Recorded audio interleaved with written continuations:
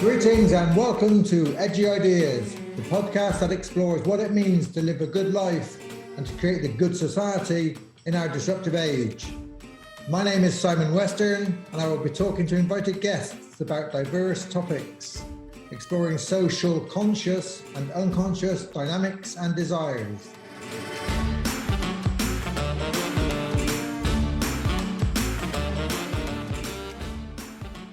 Welcome to this episode of Edgy Ideas. Today's special guest is Daniel Doherty. We're going to be talking today about credentialing and accreditation. Daniel's got 30 years experience of coaching and business coaching. Daniel returned to the UK from South Africa in 2005 to complete a PhD to teach and research in higher education institutions. In 2006, Daniel founded the Critical Coaching Research Group, which he continues to lead to this day. His preferred research idiom is narrative practice. In the past 2 years, he has authored 2 satirical novels set in the coaching world and is in the process of writing a series of plays for voices. Daniel, you're very welcome to Edgy Ideas. How are you? Thank you. Very well, thank you, Simon. Good to see you. Good. So you sent me a paper and I got very interested in it about credentialing, and both you and I have had some questions around quality control, credentialing, accreditation. So where should we begin this conversation? Well, I think everything you just said there, it's all entangled, to use one of your favorite words, and it is really entangled in my mind and in many other people's. I think we might start in what's in the mind of somebody who approaches this world. And we're thinking in particular about accreditation and coaching, or credentialing and accreditation and coaching, as opposed to something else. In the world of engineering or law or medicine or teaching, it's relatively straightforward. Yeah. You know what the institution is, you know what the requirements are, you know what the various degrees of credentialing are. And if you don't get through those hoops, you don't practice. Yeah. In the world of coaching, it's far messier than that. And you actually have the choice not to engage at all. That's right. And I mean, in my experience, I remember a famous paper in the early 2000s called The Wild West of Coaching. And there was a big shout out that we need to regulate this profession. We need to accredit it.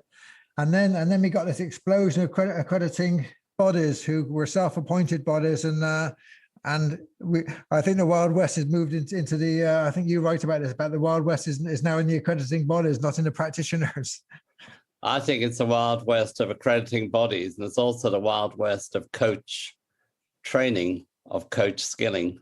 Yeah. But I think now that the money seems to be made in saying, convince coaches that they need skilling, that they need training, that they need badges, and pull them towards you. Because I notice more and more people that would set themselves up as being powerful in the field, if not gurus, most of their time is spent in skilling of coaches rather than direct coaching themselves. I mean, without naming names, I remember talking to a luminary in the field 10, 12 years ago, actually, in Dublin, and saying to him, "How's your coaching going?"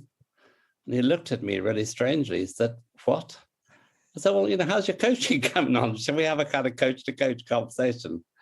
He said, I don't do that. That's not what I do." Yeah. I was stunned. That seemed just, normal to him. And there's no reason why such people should be spending any time at all practicing the thing that they preach. But on the other hand, it might just help.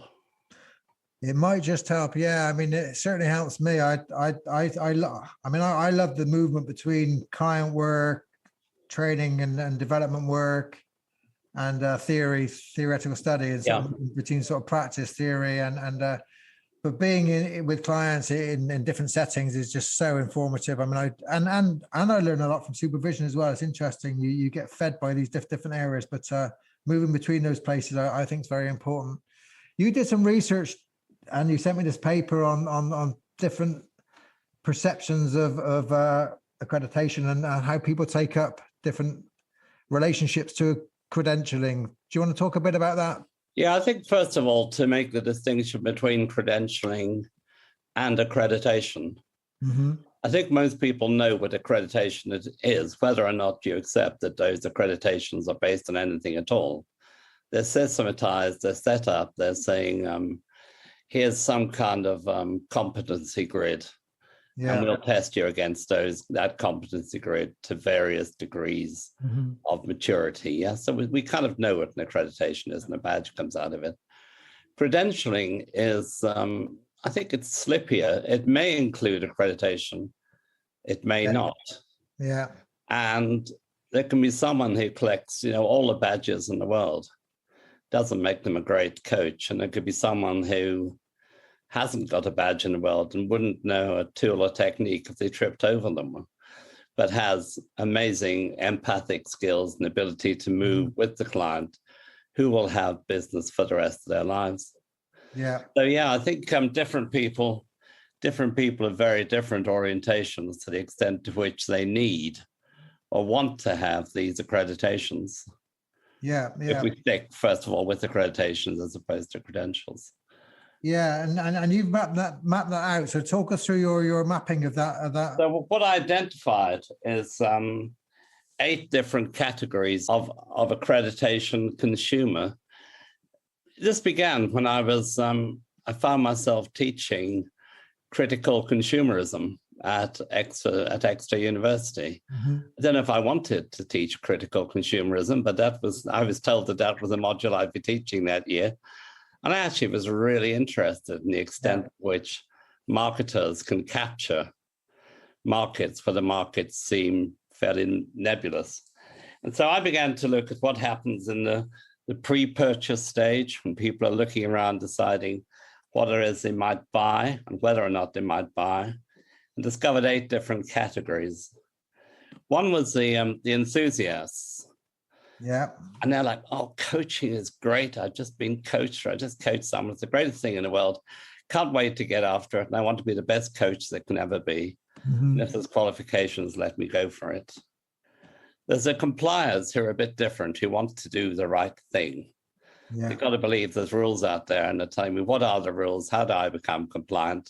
And how can I ensure that I'm not deviating from purpose? They're highly conscientious individuals. People that I describe as the susceptibles. And these are people who are highly susceptible to marketing hype. Mm-hmm. And they see on Facebook, come to a free weekend on making you the best coach you could ever be. Come on our course, decide if you like it. Give us all your redundancy money. You don't say that, but that's kind of behind it. Yeah, yeah. And in 2 years' time, you'll have a speedboat, you'll have a house in Mauritius, and you'll have your own jet plane, and life will be fine. So susceptible to the kind of the marketing clothes. Identified the pragmatists, and they're not too bothered actually about which accreditation they follow or which membership they follow. They're like, what's the minimum I need to have if a customer, such a major corporate player, or say the NHS, say, are you a member of a coaching body? Yeah. They say, yes, I am. And they say, what are you qualified? What level are you qualified to? And they say, I'm qualified to practitioner level. And the buyer says, fine, carry on. Yeah, yeah. So they'll go for the minimum. There's actually, it's a lot of the next category, which are the procrastinators. Mm-hmm. So much choice out there. Yeah. And in my role as teaching in universities, and also we're running a coaching body, there's people coming to me going, what should I do? Which one should I choose? There's 9 to go at. I've looked at all of them. I read all this stuff. What do you think? And I'm going, honestly, I don't know. I really don't know. I said, but if in doubt, keep procrastinating. And they go, no, I've got to land on something. But they're saying, I know there's a new one coming out next year. It's like, iPhone 12 is just about to come. Should I wait for it, or should I get an iPhone 11? Or Yeah. that kind of talk going on. So the procrastinators. There's the agnostics, very interesting category, who are saying, I've got a very well-established business already. I've got a good business head. I've got a fabulous network. I'm stepping out of a major corporate role. I'm going coaching. And I don't think I need any of this stuff. And I'll grow a business. And in Yeah. fact, everybody questioned why this stuff's around at all, because it might be contaminating the reputation of coaches who are naturally good. Identified the ideologues, and the ideologues tend to be very high-minded about coaching and say it all began in a very emancipatory way. There was a moral purpose and an evangelizing purpose behind coaching. And we don't want that contaminated by marketization or professionalization. So they will be pushing very hard at what they see as contamination or perversion. And they'll be asking those critical questions a lot of the time. And the final category is a bit more fluid, as I was calling inquirers. They're people who they're restless, they're driven. Yeah. I mean, if you think about Eric DeHaan's bit, I coach, I doubt, therefore I coach. Yeah. The people that carry a lot of doubt, and people who doubt make great coaches. Coaching itself is a form of research or inquiry. So they ask questions of their clients, they ask questions of themselves. And they're very interested, not necessarily in novelty, but ideas, concepts that really, really cause them to dig deep and to say, what is this practice about? And also to say ethically, what's its purpose and where is it headed? So, and they're a group that would say we're interested in credentials, not accreditation. Although I may do an accreditation to get a set of skills, it could be helpful. But when I've asked them, what do you mean by credentials? It gets very vague.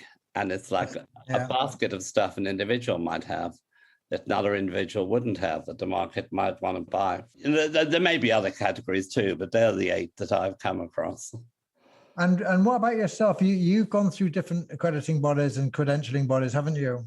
I have. Part of it was immersive inquiry. Part of it was that David Megginson, who you remember, who's now retired, he and I were serving on a professional body which had set up its own accreditation pathway. He was proselytizing the accreditation pathway without stepping in on it himself. He said to me one summer, why don't we both do this? And I said, to see what it's like. And because we've been very critical of the competency grid. And it seemed a good way to be critical of that was to step inside of the competency grid. At that point, I had like 120 different categories of competence, to 120, to find evidence of in your own practice anyway. That's changed, but I found that I followed that pathway. David didn't, to my chagrin, but there we are. And found myself accredited. There was one point at which the body said, now you're accredited, you're going to be one of our greatest fans and one of our greatest supporters. And I said, no, and I don't think that's the deal. I've got your badge, but I'm allowed to ask questions about it. And about the basis of it. And they found that very perturbing. I said, how can you live with both of those things in your mind? Has it been useful for me? Not in the slightest, in the sense of out there in the market. Has anyone asked me for it? No. Have I told anyone about it now and again? And they go, could we talk about something more interesting? Why are you telling me about this badge you've got? And do you think it gives any level of quality control? Do you think it has any impact on quality control of coaches? Any regulating kind of function? For some types of coach, yes. For the compliers, most definitely. Probably for the enthusiasts, it has a level of quality control. Is that quality control measurable? Not at all. When I've asked the bodies about this, said everyone, when he signs up to join our body, they sign saying we will comply with the code of ethics and the code of conduct. And you're satisfied that therefore they will? And they go, oh, they've signed that, therefore they will. Now, the incident of people reported by clients to these bodies as being in violation of the rules and regs, I don't have a figure on this, but it's minute. It's really, really tiny. And that in itself is interesting. But the bodies would suggest that if you don't have membership and if you don't have a good level of accreditation, you're likely to be vulnerable to challenge by clients for unprofessional behavior or unprofessional conduct or whatever it is.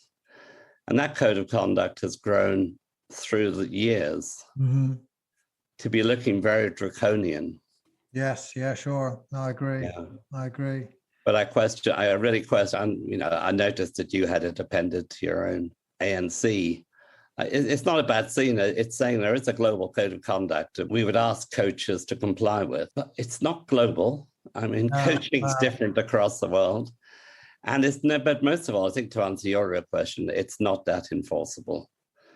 But you can socially construct it to look as though it is. Yeah, and it's I think it's raising awareness. You're paying attention to those issues as a trainer or a training body, just on your horizon. If you're part of a wider body of practice, that's kind of what I was doing, signifying that, you know, we haven't forgotten about this. It's just there, you know. I train coaches, as you know. I have my own coaching business, and you're on the course at the moment. And we have 300 coaches trained across the globe.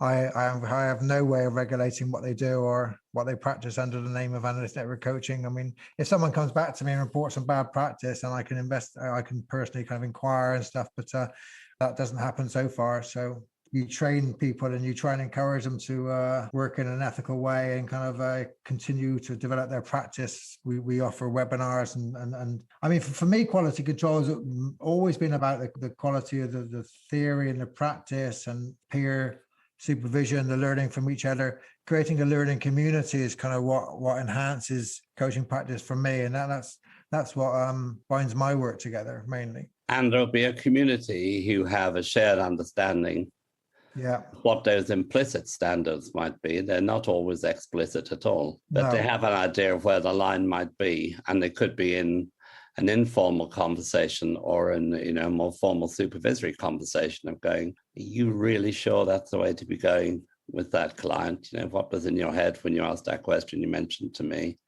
Yeah. And I just have a sense of that myself. I know when that works really well for me, and I know who I go to when I have a real dilemma. And I think it's a troubling world, coaching. You're going to have real questions about a direction you might have sent a client in or something. You nodded and said, yeah. So to have someone to talk that through and work with is very important. Yeah, no, I agree. I mean, I think about it in terms of, I mean, I think these kind of regulated bodies they're kind of contractual bodies, and I think about covenantal ways of working rather than contractual ways of working, rather than kind of written statements. It's really about kind of having a covenant that you kind of really want to work in good practice, and to do that you do go to supervision, to a peer, to share stuff, and you do wrestle with the tensions. We don't hide the tensions. We encourage them to be wrestled with in our workshops and in our webinars, that, you know, we explore those tensions, and that's part of the work, because that's what you're going to be doing with clients as well.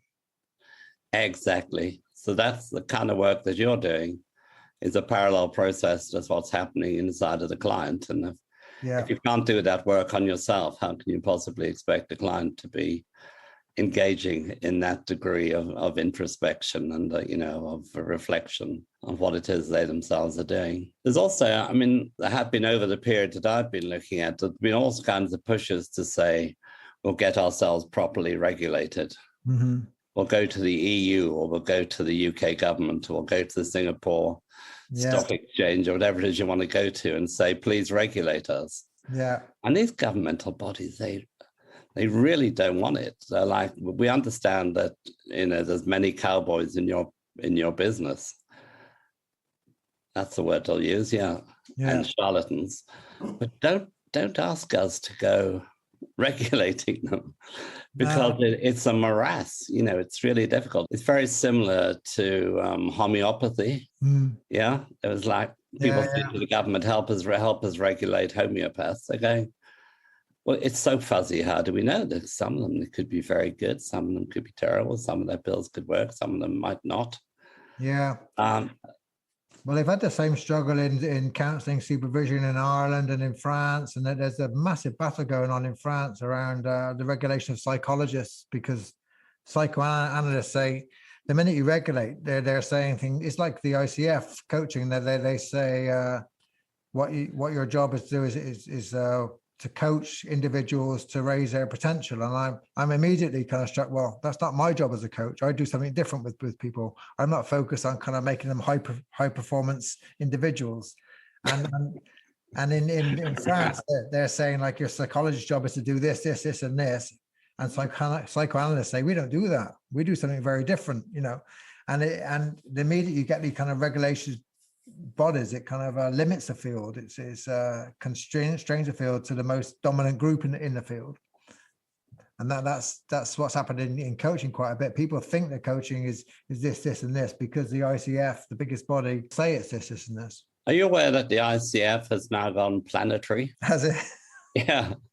Well, we can laugh about this. I mean, part of me is wanting to say, that's fantastic that the ICF are sounding so eco, and, you know, we embrace ecological change, we embrace social change, we embrace economic change, we're a sustainable outfit, and we're here to promote the sustainability of this precious planet of ours through coaching.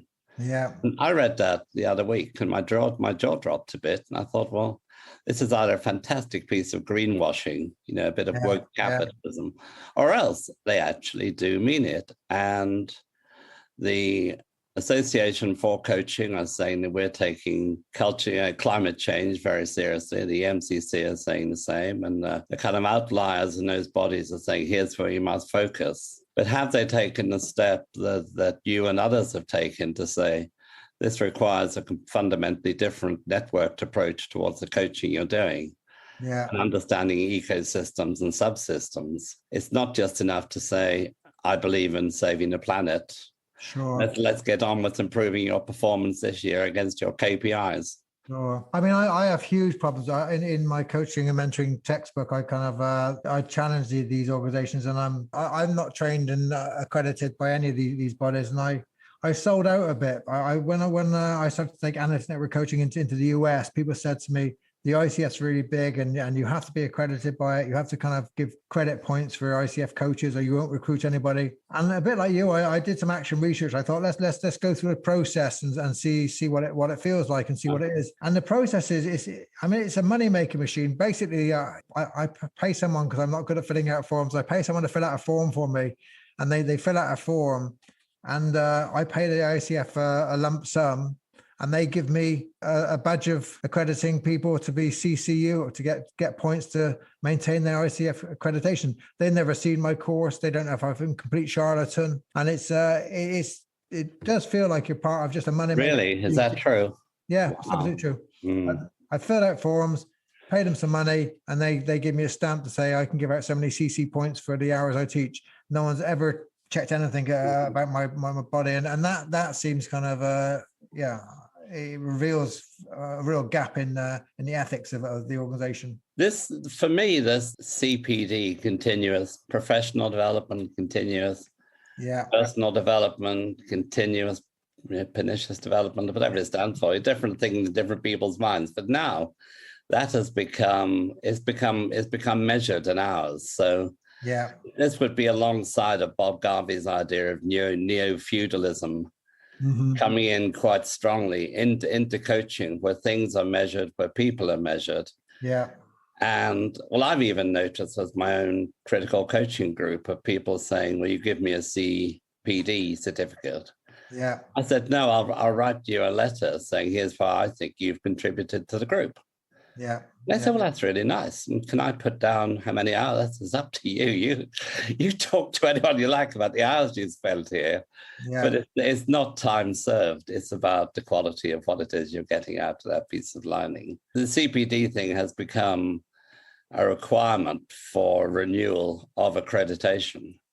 Yeah, and it's a marketing game. It's like you pay first to get accredited, and then you have to maintain your accreditation by getting so many points, and then you have 10 courses which are accredited by them. So that the course trainers they pay money to the body, and it goes round and round in circles. And I recall being a counselor when I did my counselor training, and I even then I kind of thought, well, actually, coaches and counselors, basically, if you're an obsessive compulsive person, you're going to do very well, because you're going to tick all the hours, you're going to fill all the boxes, you're going to be resilient, you're going to be one of these compliers, and they're the ones who are going to get the to the top of the coaching profession in terms of accreditation. Where someone who's very creative and good at the job, they're not going to fill out all these forms and tick all these boxes and do all these hours, and it actually doesn't show any quality control. It's just a numbers game. We also, I mean, it might be a good point to think then about what the business schools are up to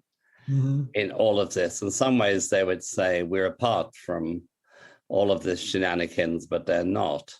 No. And in fact, I've come across people who they're credential hunting now, not just through professional bodies, but also through the business school. And there's one person who gave me permission to publicize her post-nominals, letter after the name. And there were 72 of them, 72. And I've been looking in LinkedIn on the ribbons that people have behind their name, the SQ7 and the 75. Okay, no human being knows what these things are except someone who's into all of that. But I don't stop anyone from saying that's the pursuit that they want to take, and they want to. And I also know that many people from CPD, whatever it might be, will learn stuff and will want to learn and will be restless and hungry to learn. Yeah, sure. But that's not their motivation. But for others, it's give me the points. Yeah. I just wanted to just to be effectively interrupting you once more. I looked at some CPD stuff, and it was saying to get your points, it was like 10 hours of going on courses, 15 hours of reflective practice. You didn't have to show anyone. About 100 hours of reading or watching podcasts, which is completely and utterly unmeasured, So you could say, I've read Simon Weston's Critical Coaching 10 times, and I go, yes, well done. You must know it by heart. You passed through it. How's your reflective practice going? Oh, it's going great. It's fine. So even when there are people collecting these numbers, the quality control of that is very tiny. Yeah, and the other thing happens with this is this parallel process again. So when you become part of target culture, audit culture, control by numbers, however you want to say it, you actually bring that into the coaching, and you can see people kind of setting targets for the clients. They set goals for the clients, and the HR department wants to measure those goals, and you become part of. It's like not separate from the actual work you're doing with the client, and it's becomes really part of a huge kind of surveillance culture as well. Yeah. So the coach themselves become complicit. They become compromised. They become entangled. Absolutely. With the client's own requirement. Or, I mean, in my day, there used to be some kind of strange stuff about a client saying it's coming up to the end of April, end of March, and we've got £2,000 left in our coaching budget. How about it? Come and give us a dose, or we'll pay you. You know what I mean? Like it was, it was fairly benign, and they were gaming the system, and you were happy to game that along to some extent. But if you're saying to the client, what do you have to do? What numbers do you have to show? And I'll work with you to get those numbers. That's a very pernicious thing, really. That's yeah. So we have a message. We have a shared message, I think, to coaches to be critical, to think critically about these issues. Don't just be compliant box tickers. Yeah, completely. And I'd say don't dive into this until you've had a really long, hard look at it. Yeah. And I'd certainly say, I mean, my concern in all of this, it's not for the agnostics, it's not for the ideologue, it's not for the inquirers.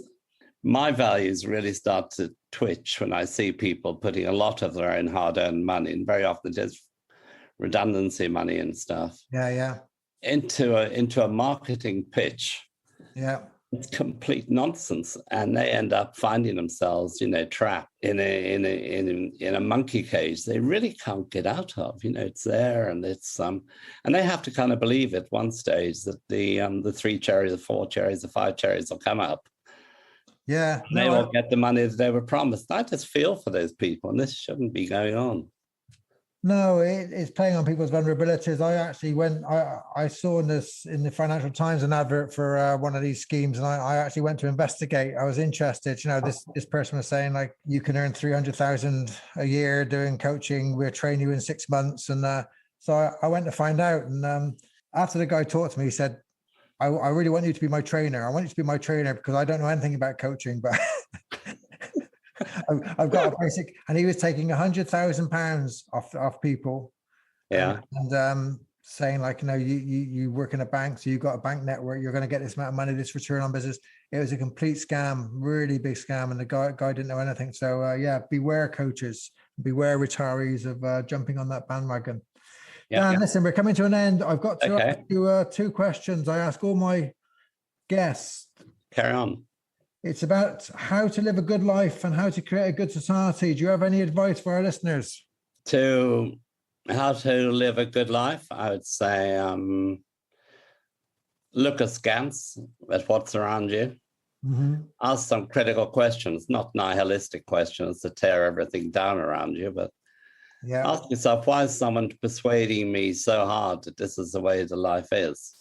And perhaps it's not. So it would be take a critical eye, and also at some level to see the absurdity in life the way many of us live it nowadays. Where is the absurd? And either not take that too seriously or take it very seriously indeed and call the absurdity out for what it is. Good society, my goodness, that's trickier. Big one. I would say live in a smallish town of under 20,000 people. Get to know as many of them as you possibly can. And I'm not entirely joking about this. We live in a small town, and in so many ways it's just great because the norms are there. You kind of know them, and you're not going to be treating people badly because you'll see them at the bus stop or in the butcher's the next day. So, and I just have to believe, the optimist in believes that we do have some sense of shared moral compass. And listen to that and notice it. And if the guilt or the shame comes up, it's coming up for a reason. Say, why might this be? Good. Well, listen, Dan, you keep up your good work. It's lovely talking with you. And you. Just want to share with listeners that if you're interested in joining a critical coaching group, then Dan runs a very wonderful group. I've been part of it for a good few years now. Get in touch with me and I can put you in touch with Dan. And if you want to go on a coach training course, which has a critical edge to it, we're running one in May online. Get in touch. Thanks, Dan. Take care. Thanks a lot, Simon.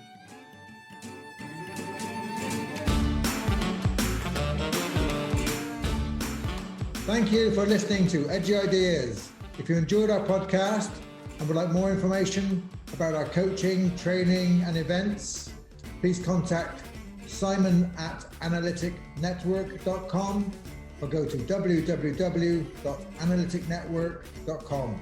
Thank you for listening.